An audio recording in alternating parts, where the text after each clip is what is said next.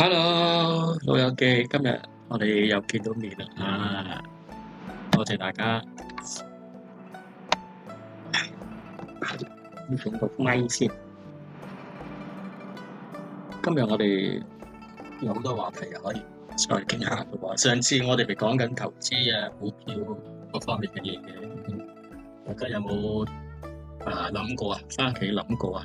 或者自己瞓覺前想一想個問題啊？究竟你下半世退咗休之後，你嘅生活係點樣咧？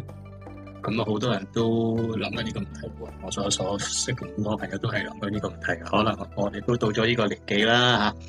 咁到咗呢個年紀，其實都係一個黃金時候喎。以前我哋後生都要出去打工啦，做其他嘢啦嚇，為子女啊、為老婆啊、為家庭啊各方面，我哋都要付出好大嘅努力嘅。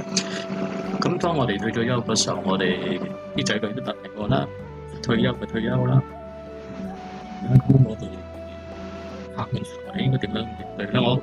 我上次講到話利用我哋呢個時間去做啲嘢嘅話，例如幫下社會啦，或者幫自己賺下啲活動收入啦，或者係增加啲知識啦。咁其實呢個嘢咧，呢件嘢其實都好實際嘅。咁你當你60歲退咗休啦，咁我當我哋平均香港人嘅壽命依家都大概有80幾歲，男性有80歲，即係有25年多啲，25年多啲。咁你究竟點樣計劃你自己嗰個退休生活咧？好多人都諗呢個問題㗎，但係諗冇用嘅喎。我哋時間都好寶貴嘅喎，時間等於黃金，比黃金更加貴。你要作出一個好明智嘅決定，究竟你日後生活係點咧？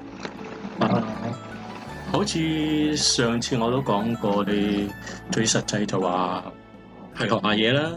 而家啲有用嘅朋友嗱，識朋友咧，我哋後生嗰時識朋友咧，但係部分都係出嚟玩啊、露營啊、踩單車啊咁。呢啲大家經過嘅呢個年紀，咁其實到我哋呢個年紀，其實我哋係需要結識一啲有益嘅朋友。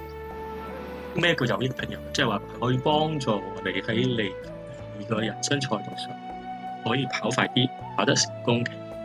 以前嘅朋友唔係聯絡，係應該係放下，逐步去集中你嘅精神去做翻一啲你所想做嘅嘢。其實去到一個退休年紀嚟講，好多思維係好清晰㗎啦。朋友啊，真朋友啊，酒肉朋友啊、知己啊，各方面嘅嘢其實都係清楚嘅，唔使教。